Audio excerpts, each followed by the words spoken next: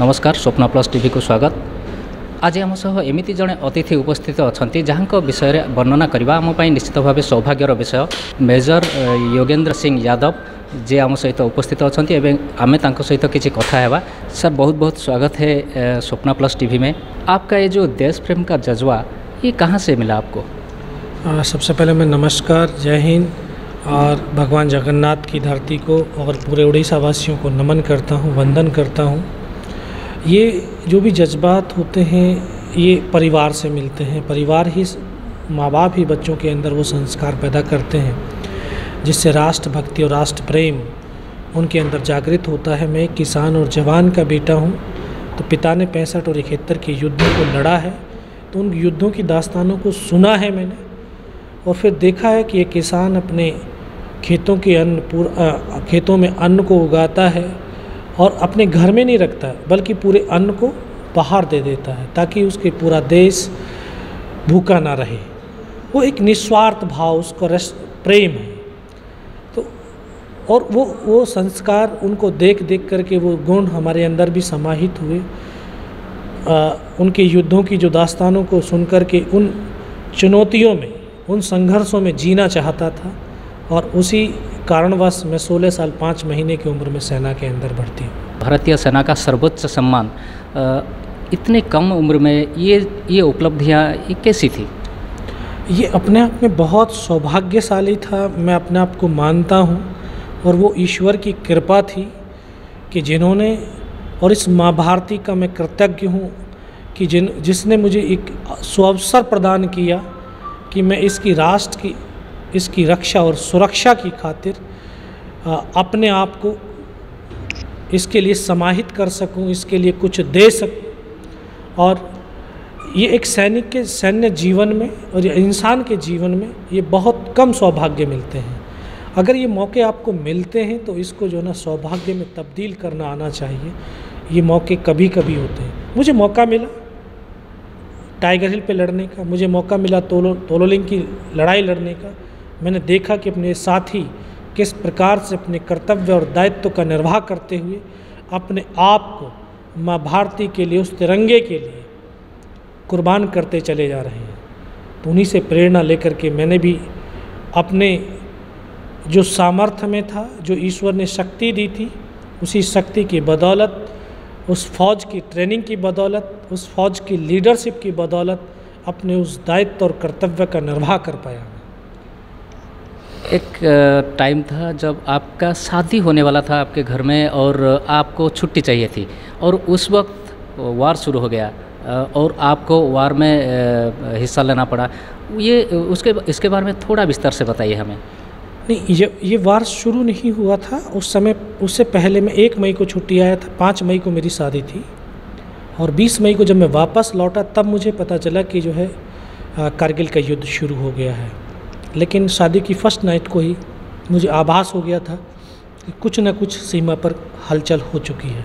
ऐसा स्वप्न दिखाई दिया जिसने दिख रहा है कि कोई लोग हमारे तिरंगे को लेकर के भाग रहे हैं और हमारे सैनिक उसके पीछे दौड़ रहे हैं, तो उनके सैनिकों को गोलियों से छलनी किया जा रहा है। तो जब ये स्वप्न मैंने परिवार से शेयर किया, बताया, तो उनको लगा कि यार ऐसे इन्वायरमेंट में रह रहा है तो वही चीज़ें दिखाई दे रही हैं, कुछ नहीं है। क्योंकि उस समय इंटरनेट, मोबाइल ऐसा था नहीं, टीवी भी बहुत कम हुआ करते थे, रेडियो एक माध्यम था, समाचार थे, समाचार पत्र थे। तो उन्हीं के माध्यम से जब तक वो कोई सूचनाएं बाहर नहीं आई थी। लेकिन जम्मू जब मैं पहुंचा तो तब मुझे पता चला कि हाँ, ये कारगिल का युद्ध शुरू हो गया है और हमारी पलटन जो कि कश्मीर वैली के अंदर थी, 18 ग्रेनेडियर, उसको द्रास सेक्टर में भेज दिया। जो बचपन से सपना देखता आ रहा था कि एक सेना में भर्ती हूँ और युद्ध लड़ूँ, आज वो सपना मेरा पूरा हो रहा था। तो इससे और बड़ी खुशी की बात कुछ नहीं थी। आपको 17 गोलियां लगी थी, फिर भी आप वहाँ सोच रहे थे कि हम कैसे ये खबर मैं नीचे वाले हमारा जो कैंप में वहाँ तक पहुँचाऊँ। तो उसके बारे में थोड़ा बताइए कि वो कैसा सिचुएशन था? हाँ, मेरे साथी सारे शहीद हो चुके थे, मैं जख्मी अवस्था में था। 17 बुलेट लग चुके थे, कई ग्रेनेड के स्प्लेंडर लग चुके थे, सर से लेकर के पैर तक हर अंग मेरा जख्मी था। लेकिन जो पाकिस्तान के सैनिक थे उन्होंने जो हमारा नीचे पोस्ट था उसके ऊपर हमला करने की जो योजना बनाई थी उसको मैं सुन चुका था। तो तब एक मन के अंदर एक ही जहन में था कि अपने साथियों को बचाना है। और हम सब जानते हैं कि जो अवचेतन मस्तिष्क हमारा होता है वो इंसान की सबसे बड़ी ताकत होती है। अवचेतन मस्तिष्क के अंदर आप जो चीज़ अंकित कर लेंगे उसी प्रकार से हमारा शरीर एक्टिव हो जाएगा, उसी प्रकार से शरीर की प्रक्रियाएं शुरू हो जाएंगी। तो उस चेतना के साथ उस अवचेतन मस्तिष्क में बस यही था कि अपने साथियों को बचाना है। बस शरीर के अंदर वही हार्मोन्स पैदा हुए और उसी हार्मोन्स, उसी ताकत, उसी शक्ति के द्वारा मैं 500 मीटर नीचे लुढ़क कर के घायल अवस्था में आया, तब अपने साथियों को बताया और तब जा कर के वो पोस्ट हमारा सुरक्षित हो सका।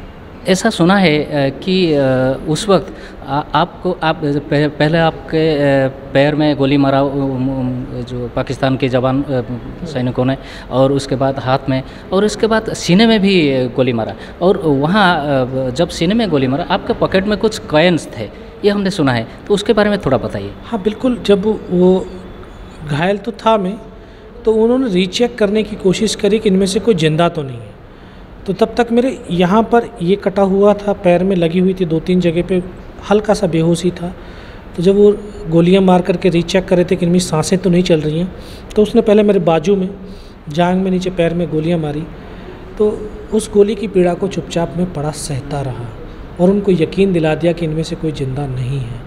अगर आप मन और मस्तिष्क के अंदर कोई एक सोच पैदा कर लेते हैं तो वो सोच, आपको जो पीड़ा हो रही थी वहाँ से आपका कोई आवाज़ भी नहीं निकला? नहीं, बिल्कुल कोई आवाज़ नहीं निकला। मैं देख रहा हूँ कि धुआं निकल रहा है। बस तब एक सोच पैदा करी कि इसने अगर मेरा हाथ पैर दोनों ही काट करके क्यों ना ले जाए, मैं उफ तक नहीं करूँगा और मैं ज़िंदा भी रहूँगा। उसी सोच की बदौलत आज मैं ज़िंदा भी हूँ। फिर वहाँ से आप उन लोगों ने आपको ये सोच के कि ये मर गया, ये सोच के वो उन लोगों ने चला गया। फिर वो नीचे हमारे पोस्ट की तरफ हमला करने के लिए दूसरे साथियों को उसने सूचना दिया। तो तब जब लास्ट में उसने सीने पर भी गोली चलाई, यहाँ पर पर्स था, पर्स में कुछ 5-5 रुपए के सिक्के थे, और जब वो सिक्कों पे गोली लगी तो रिकोशिट तो होगी, लेकिन गोली के धक्के से मुझे खुद आभास हुआ कि मैं मर गया हूँ। लेकिन अगले ही पल जब वो मेरा AK-47 उठा करके वापस मुड़ा, तब लगा यार मैं अभी ज़िंदा हूँ। और एक सैनिक आखिरी सांस, आखिरी गोली तक और लहू के आखिरी कतरे तक युद्ध लड़ता है। वही हमारे देश और सेना की सबसे बड़ी ताकत है। तो अभी मेरे अंदर सांसें थीं, लहू था, तो क्यों ना लड़ूं। मैं लड़ा, फिर 5 को मारा, वहाँ से उनको भगाया और फिर वापस नीचे आकर के 500 मीटर अपने साथियों को सूचना दी। एक सैनिक की जो सोच होती है वो यही सोचता है कि लहू बहे तो बहे, सांस चले ना चले, उसका राष्ट्र चलना चाहिए, उसका राष्ट्र बढ़ना चाहिए। और दोस्तों, ये सीमाएं कागज़ खींची लकीरों से नहीं बनती है, ये तो वीरों की शमशीरों से बनती है कि जहाँ वीर अपनी लकीर खींच देता है वो राष्ट्र उसका हो जाता है। कागज़ पे खींची हुई लकीरों से राष्ट्र नहीं बनता है। तो ये एक सैनिक की सोच है और उस हमेशा अपने मन और मस्तिष्क के अंदर यही चीज़ रखता है, यही भाव रखता है कि ये सांसों के तराने हिंद का नवगान गाएगा, हमारा शौर्य ध्वज लेकर वो चंद्रयान गाएगा, हमारे प्राण माता भारती के पग समर्पित हैं, हमारे लहू का हर कतरा हिंदुस्तान गाएगा, हिंदुस्तान गाएगा। जय हिंद, जय भारत। वाह, क्या बात कही है मेजर साहब ने। आम सह कथा हेउथिले देशर सर्वोच्च सामरिक पुरस्कार प्राप्त परमवीर चक्रधारी मेजर योगेंद्र सिंह यादव युवपीढ़ी को वार्ता देले एवं तांकर उपलब्धि मध्य कहिले।